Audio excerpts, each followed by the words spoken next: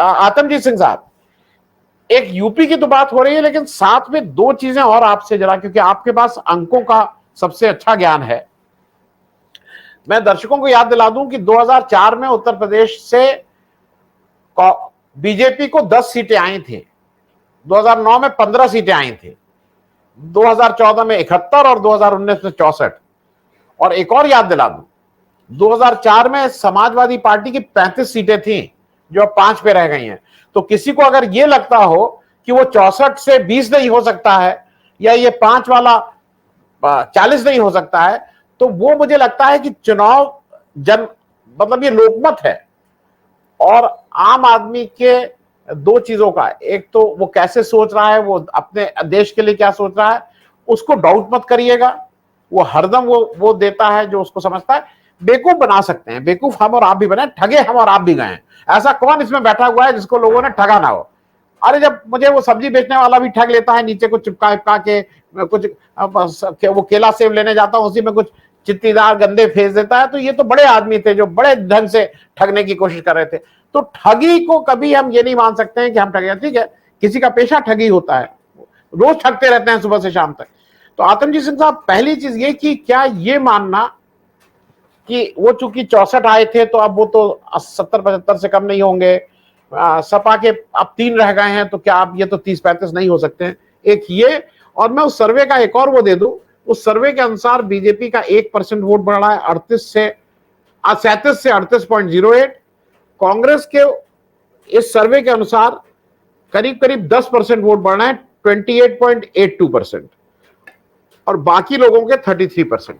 मैं जरा इस पे आतमजीत सिंह साहब, इस पे और जनरल यूपी की स्थिति पे, क्योंकि किसानों के बीच सबसे ज्यादा हम लोगों में से आपने काम किया है, तो इस पे भी एक आपसे बात करना चाहूंगा। आनंद वर्धन जी, एक बात आपसे और पूछनी है। जब आप आंकड़े दे रहे हैं तो जो उत्तर प्रदेश में कांग्रेस की मैक्सिमम सीटें आई थी, उनका परसेंटेज वोट कितना था? ये 2009 का या 2014 का फिगर है? जो मैं 2009 का, आप हाँ 2 मिनट में मैं दे देता हूँ, मैं 2 मिनट में दे रहा हूँ। मेरा कहने का मतलब ये है हाँ कि हाँ जी जी जी हाँ जी बोले। 2009 में अगर 24 से 26 सीटें लेके कांग्रेस आ सकती है, और चूंकि एंटी इनकम्बेंसी वोट भी था यूपीए 1 का, और 2014 में आपने देखा कि सीएजी के जब आंकड़े आए कोल स्कैम के, और जब 2G 3G स्पेक्ट्रम में एक अंक आया कि ये इतने हजार करोड़ रुपए का राजस्व का नुकसान हुआ है, अगर ये सही से ऑक्शन कराई गई होती तो वो हो जाता। अब 2014 की जब मोदी की सरकार आई तो मोदी जी ने ये कहा कि मैं चौकीदार हूं और मैं चोरी नहीं होने दूंगा, मैं देश बिकने नहीं दूंगा, और देश का जो पैसा फॉरेन अकाउंट्स में पड़ा है, स्विस बैंक्स में पड़ा है, वो निकाल के लाओ। और अगर उतना पैसा आ जाता है तो सबके अकाउंट में 15-15 लाख रुपए आ जाएंगे। ऐसी उन्होंने बात कही, जो कि बाद में अमित शाह जी ने कह दिया कि एक जुमला था कि इतना पैसा अगर आ जाएगा वो जो कि कभी आएगा नहीं। अब उसके विपरीत हुआ क्या कि स्विस बैंक के अकाउंट्स में पैसा बढ़ गया, कहते हैं कि 1.5 गुना 2 गुना हो गया जितना पहला था। उसके बावजूद 20 लाख करोड़ रुपए का हम लोगों ने अपना राइट ऑफ कर दिया पिछले 10 सालों में। और रिकवरी अगर एनसीएलटी की फिगर लें तो औसतन 30 से 32 हजार करोड़ रुपए की कुल एनसीएलटी में पर ईयर की रिकवरी है। अगर मैं 10 साल की रिकवरी 3 लाख करोड़ मान लूं और 20 लाख करोड़ रुपए का बट्टा खाता मान लूं, तो सीधे सीधे 17 लाख करोड़ रुपए का इस देश का नुकसान होता है। ये तो एक फिगर है। दूसरी फिगर है कि 2014 के बिगिनिंग में हमारा जो कर्जा था वो 55 लाख करोड़ था, जो 10 सालों में 100 लाख करोड़ बढ़ के 155 लाख करोड़ हो गया। अब कहा जाता है कि 100 लाख करोड़ में 20 लाख करोड़ तो पत्थर बट्टे खाटे में चला गया, बाकी 20 लाख करोड़ की पब्लिक सोशल वेलफेयर स्कीम दी गई।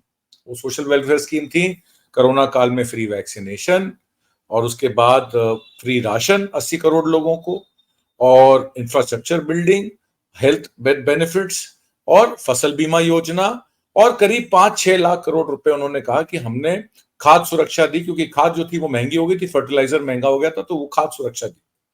और ये भी कहा गया 2021 में कि देश हमारा व्हीट बॉल ऑफ इंडिया बन सकता है, कि देश में अगर कभी यूक्रेन रशिया की वॉर हुई थी, उसमें यह कहा गया था कि अगर यूक्रेन 33 मिलियन टन या 330 लाख टन सप्लाई नहीं कर सकता गेहूं, तो हमारा देश करेगा। हमारे पास इतने रिजर्व थे एफसीआई, करीब 50 लाख टन का, 50 मिलियन टन मतलब 500 लाख टन का हमारे पास चावल पड़ा हुआ था, और करीब 35-40 मिलियन टन मतलब 350 लाख टन के करीब हमारे पास गेहूं पड़ा हुआ। तो हमने फ्री राशन बांटा।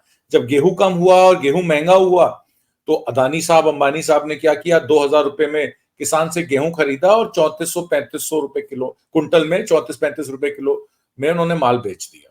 अब ये भी कहा जाता है बीजेपी द्वारा कि रशिया और यूक्रेन की वॉर रुकवाने वाले मोदी जी थे, उन्होंने एक फोन कॉल की और लड़ाई रुक गई। तो ये जो मैजिक है मोदी जी का, ये मणिपुर में क्यों नहीं हुआ? मणिपुर में ये कहा जाता है कि प्रधानमंत्री मोदी को दिन में 2 से 3 बार ब्रीफ किया जाता था, जब भी कुछ मणिपुर की घटना को लेकर वो पूछते थे। ये अमित शाह ने भी कहा और तमाम मिनिस्टरों ने कहा। मैं आपको एक और संज्ञान दिला दूं, कर्नाटक में 3 बजे ये एक रैली थी बटलारी, महाराष्ट्र में, सॉरी, प्रधानमंत्री मोदी की। उसमें उन्होंने ये कहा कि केरल स्टोरी जो है वो देश का टेरर जो मॉड्यूल है उसको एक्सपोज करती है, और कांग्रेस अगर इसको अपोज कर रही है केरल स्टोरी के पिक्चर को लेकर, तो वो टेररिस्ट का साथ दे रही है, वो टुकड़े टुकड़े गैंग का साथ दे रही है, वो देश विरोधी। 3 मई को ये वक्तव्य 3 बजे का है, और 3 मई से 5 मई मणिपुर में पहला नरसंहार हुआ।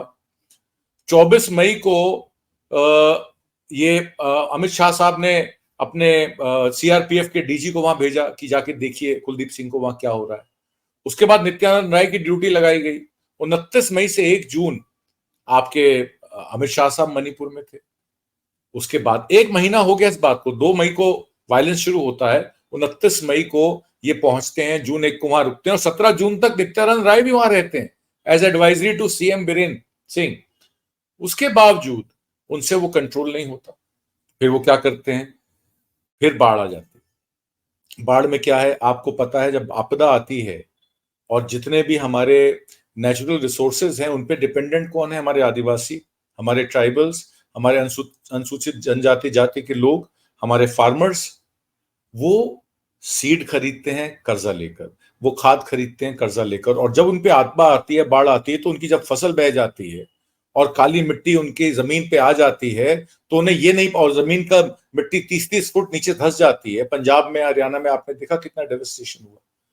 बजाय एनडीआरएफ की टीम्स को भेजने के, बजाय कॉम्पनसेशन देने के, जब मिलिट्री में जवान मरता है तो आम आदमी पार्टी क्या कहती है, 1 करोड़ रुपए देंगे। एक जवान की मृत्यु होती है, 1 करोड़ रुपए का कॉम्पनसेशन आम आदमी पार्टी की सरकार कहती है हम देंगे। पर जब एक किसान की मौत होती है, एक मवेशी की मौत होती है, एक उसका घर तबाह होता है, तो कॉम्पनसेशन क्या कहते हैं, 2 लाख रुपए मृतक को, 1 लाख रुपए घर की राहत के लिए, और 10-15 हजार रुपए के हम आपको फर्टिलाइजर या सीड फ्री कर देंगे, बस दैट्स ऑल। इसके अलावा तो किसान के लिए, देश के कमेरे के लिए, और जो मजदूर है, जो बटाईदार है, जो छोटा मजदूर काम कर रहा है किराए पे जमीन लेकर, उसको तो कॉम्पनसेशन भी नहीं मिलता है, क्योंकि कॉम्पनसेशन मैकेनिज्म जो 10% का रखा गया था वो कभी इंप्लीमेंट ही नहीं हुआ। जिसके नाम जमीन नहीं है, जिसका पटवारी रिकॉर्ड नहीं है, उसको कॉम्पनसेशन भी नहीं मिलता है। एक मजदूर को मनरेगा की मजदूरी भी नहीं मिलती है।